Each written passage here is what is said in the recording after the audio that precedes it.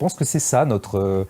je décris quelques phases de ma vie ou quotidienne où je vois... Par exemple, je pense que la grande embrouille de l'homo libéralus, en fait, l'homo libéralus, c'est celui qui croit à deux pipeaux.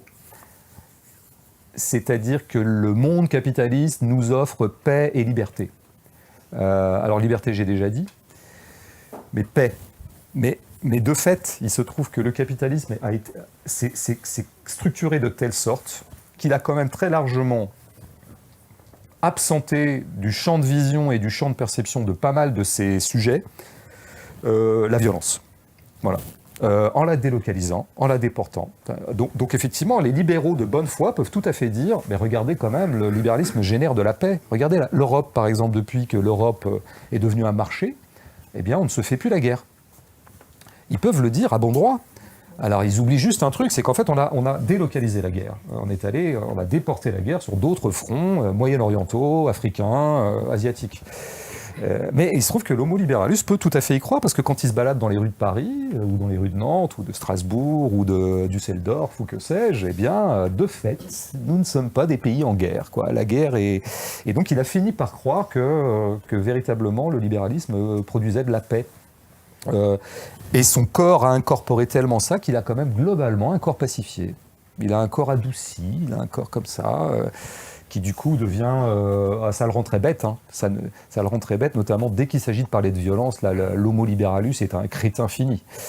Parce qu'il ne supporte plus la violence, il ne supporte plus la brutalité. Toute manifestation de brutalité pour lui est totalement... nous venons de vivre une journée où il y avait une conflictualité qui est sans doute en train de se transformer en brutalité quelque part dans Paris. Et là, l'homo libéralus, évidemment, ne peut pas supporter ça. L'homo libéralus est quand même en train de se faire un film en ce moment. Bon, évidemment, il est pro-ukrainien, et ça, là-dessus, moi, j'irai pas contre. Hein. Mais il se fait quand même un trip, genre, il y aurait des gentils Ukrainiens pacifiques contre des super méchants barbares russes qui veulent que la guerre, quoi. Et donc, en ce moment, il y aurait quand même une guerre juste qui serait en train de se passer, qui serait des Ukrainiens valeureux qui défendent leur territoire contre des barbares. Il aime bien se raconter ça, quoi, que la guerre est juste. Et donc, il oublie qu'il y a une constituante... insauvable de la guerre, qui est d'une brutalité absolue, pour le coup, dans les deux camps. C'est pas parce qu'il y a un camp qui a plus de légitimité qu'un autre que les brutalités qu'il commet en sont moins brutales, quoi. Donc, mais je pense qu'on est tous un peu concernés, hein, notre rapport à la violence. Enfin, moi, je sais que je peux pas dire que je sois complètement effarouché par la violence, mais je vois bien qu'au bout du compte, il y a quelque chose qui finit par nous amollir tranquillement, quoi, et qui fait que c'est compliqué de rester radical quand on vit dans ce bain tiède. Dans l'histoire de